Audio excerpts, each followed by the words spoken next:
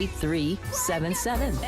From this moment. Hey, radio listeners, this is Michelle Hyatt, And this is Carim Hyatt. host of Marriage in a Minute. Tune in every Saturday at 3:30 p.m. right here on Omega Radio Broadcasting Network for encouraging words on marriage. And listen, guys, check out our new website, www.marriagevantagepoint.com. And remember, you are the MVP in your marriage. From this moment. Good afternoon, Omega Radio listeners. Coming to you now, we have both Carim and Michelle Hyatt, your hosts for Marriage in a Minute. So go ahead and get settled in. Here they are now, your hosts for Marriage in a Minute, the Hyatts, right here on Omega Radio. Over to you. Hello. Good afternoon, radio listeners. Hi, you guys. She sounds like she's just this soft-spoken. I am very soft-spoken. I am super soft-spoken. Anyway, it is 3:30 Saturday, and it is absolutely divine. It is beautiful outside. So, again, I say this every week, but I hope you guys are getting out as couples. Do something. Don't just let something happen to you, Just do something. Get out. We got out this morning. We had a fam jam at church. And, of course, I played a little basketball while my husband worked. That's how it should be. The women play and the men work. All right. No. Work and Please play. do not write me. Do not write him. I was only playing about that. But anyway, so it is really, it's great. It's beautiful out. It is hot. So bring your sunscreen and water, hydrated. But it's beautiful. You guys can enjoy the rest of the afternoon. I hope that with little bit of money to no money, there are so many things that you're able to do, without breaking the bank. Yeah, So and get out there. Yes, and we know that we're talking about here in South Florida. It's really nice. But Wherever you are, try to make get the best of it, right? Yes. So Anyway, so we're glad that you guys listening in every week to Marriage in a Minute to support this radio station and to get nuggets from us. I pray that we're being effective for the kingdom because marriage was created by the Lord to be great. So we're encouraged to encourage you guys. So yeah, we're not, as my husband said that, listen, we're not making money. We really just feel like we're led to just, marriage. I feel like marriage has lost its voice. There's so many things. There's so many ways marriages are being attacked these days. Marriage looked different from when we were young. There are different parties in marriage now.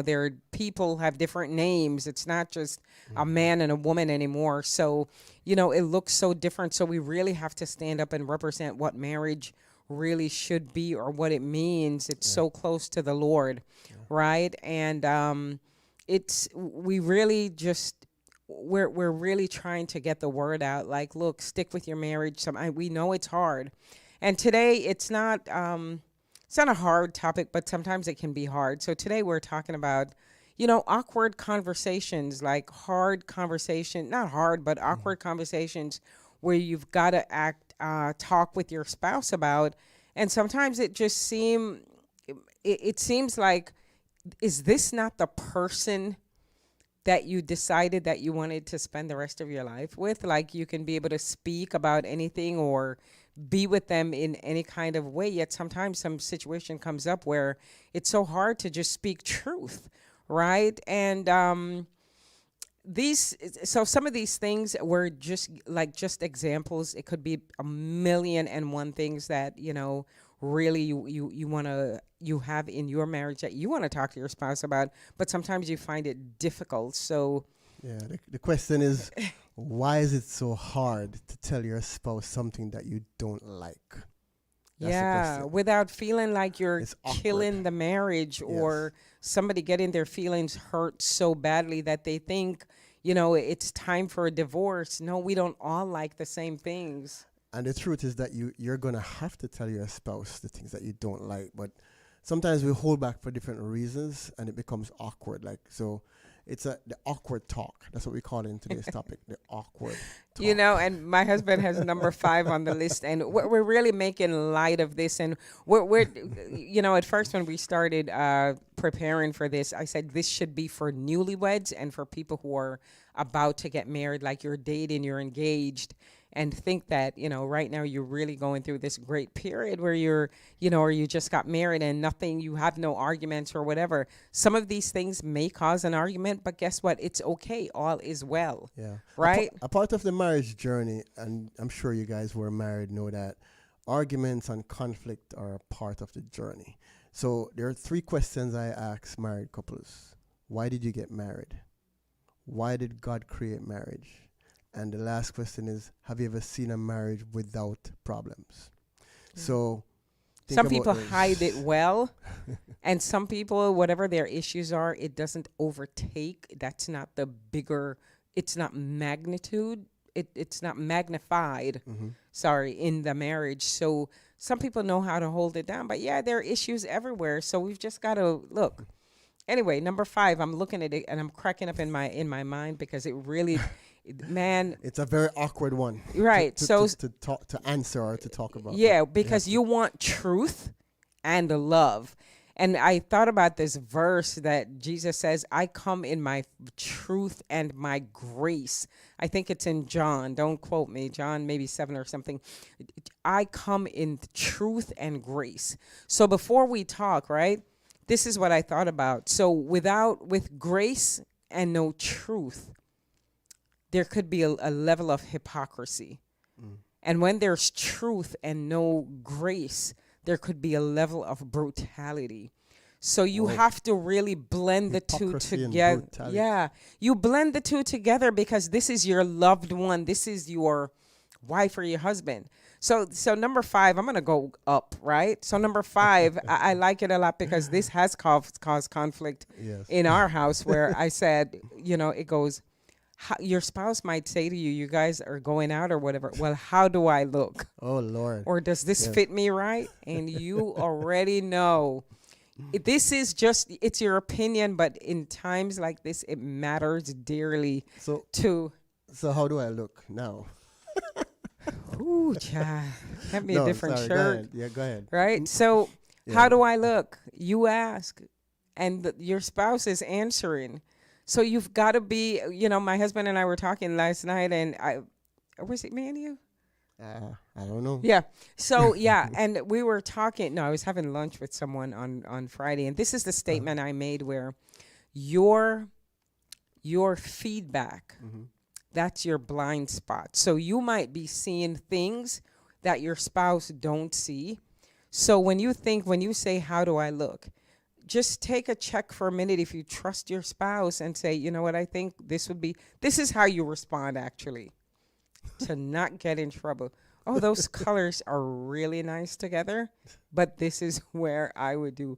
The answer, no, you don't look good, is not the right answer because number 1, you're being honest in a way, but it's hurtful. You could tell your spouse they don't look good in that outfit without saying it that way. Well, let me hear you do it that way. Go ahead. You know, I think this would look better. Oh, so then this is what's gonna happen. What do you mean it look better? So you're saying I look bad?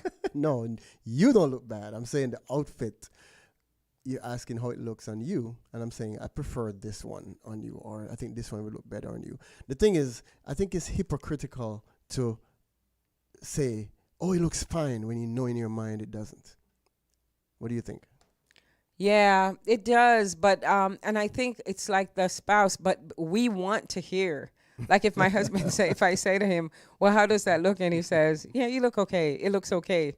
Man, I am ready to rage because I don't want to hear okay. And that becomes a part of the problem. When you've already looked in the mirror and you think that you look good, and then you turn to your spouse and you're like, well, how do I look? And you hear okay.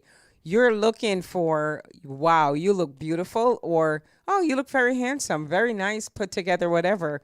But sometimes you don't get that, and it's going to cause an issue. So the point is, that's what we're talking about. Just Know your spouse. Know how to feed them what they want without lying, number Right. one. That's the thing. Without being Right? Without being a hypocritical. hypocrite. Because then they've got to go out in the world and people are going to take a look at them and be like, wow, how did you leave the house like that? Or, some people might put on a lot of makeup, look like they just pulled out a box of Crayola, right? Crayons. And then you say, oh, you look okay. And then they walk out the house and they look like a clown. Mm-hmm. So it's very important, but it can be awkward. It might cause an argument. It might just not. Yeah.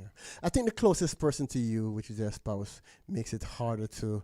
It's like somebody else might ask you something and you easily just tell them an answer because you're not feeling like you're obligated to, whether or not they feel hurt. Yeah. But you just don't want to hurt your spouse, Right. so you hold back. But like Michelle said, be truthful, but in love. That's basically what it is. How do you tell your spouse they've got bad breath? You don't. I would You just give them a buy gum. a No, box of Altoids and just kind of empty it in their hands. Here, take one more. yeah, I mean, I personally, for me, if Michelle says to me, hey, your breath, I don't take it. But you know what it is? I'm not saying you should do it that way, but I'm just saying, Right, but is it your personality that might bring it out in a nasty way, or Yeah. is it that you refuse to accept it because of how you are? that's true. So it Because depends. if you have, like, I am a direct communicator, and I think my husband is not a direct Yeah. communicator. I so- think I am directly indirect. But that's not an easy conversation to have. Like, Yeah. you're watching it to see, was it just something he ate? Or is this over time? And especially for newlyweds, and I've said it before, we've been married for 23 years, and I think now I know my husband be like, whoa, here's a mint. And he'll say, my breath, and I'm like, yeah. And we move Yeah, on. it's no big deal. We move on from Yeah. that. So I was gonna say that it depends on your relationship. Yeah. It depends on the stage of your relationship. You know each other. You know triggers. You know what's gonna. Yeah. So you have to know your spouse and how to relay certain things to them, like this awkward situations. How do you? Yeah, and deal if your relationship is rocky, where conversations just spark arguments, like what do you do? Maybe just the same way. Hey, you might need a little breath mint or whatever. Yeah. Yeah. Yeah, but So- but don't use the words your breath is bad. No, that's a no. Yeah. So be like, hey, Yeah. maybe you could, wash up a little bit or something like Yeah. that. The bottom line, though, is that we're close to the end of the program. But the bottom line is that you have to be able to speak to each other about stuff that's awkward, but do it in a way that is not gonna be nasty. You Yeah. have to be kind still, because love is kind. Yeah.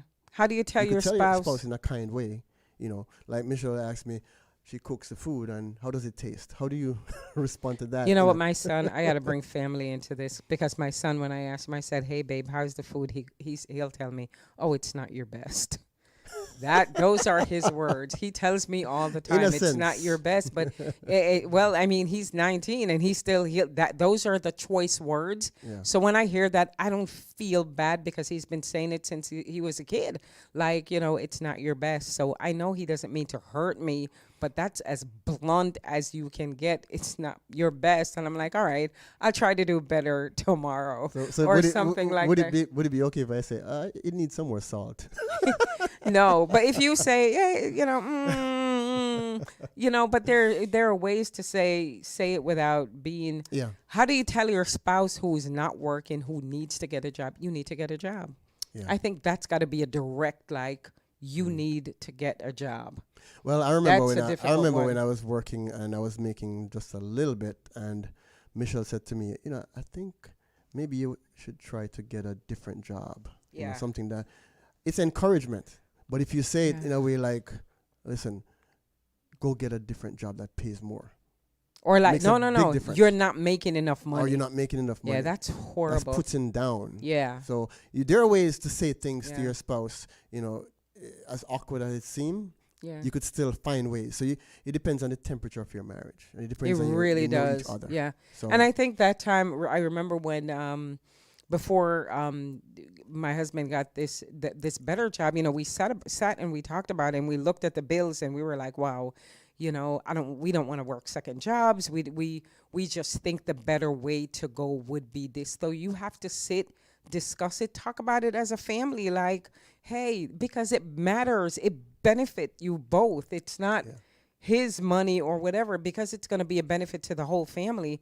It's good to sit and just say, hey, what do you think about this? And I think when we were talking about it, and not to brag about it, but this is one way I think we did, where it was just like, wow, I think your skill sets are so much better than what you're getting paid for. And I think that's what it is. So, you sit, you talk about it, and be like, compliment each other. I think you're so much better. Yeah. You should be paid more because of who you are, because of what you've done. And then it's an upliftment, it's an encouragement. It's not ripping people apart by just saying you need to get a better job, or you're not making enough money. I think those things can be crushing. So true. Whew. Well, we're at the end of our program. Be nice. It's the build up and not tear down. But anyway, guys, so thank you guys for listening to Marriage in a Minute today. Again, join us next Saturday on Omega Radio Broadcasting Network for another segment of Marriage in a Minute. Again, check our YouTube channel, Marriage in a Minute. And check also our website, www.marriagevantagepoint.com. Have a great rest of your day. Yes, it's beautiful out. Enjoy. All right, Omega listeners, you were just tuned in to Marriage in a Minute here today. We do hope that you were blessed by today's program, and that you will tune in next week, Saturday, at the same time of 3:30 p.m. right here on Omega Radio with your hosts, Carim and Michelle Hyatt, for Marriage in a Minute. Make sure you continue to support this program and continue to stay locked in.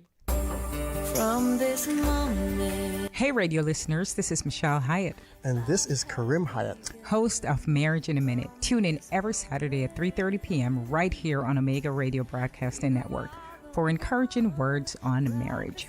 And listen, guys, check out our new website, www.marriagevantagepoint.com. And remember, you are the MVP in your marriage. From this moment.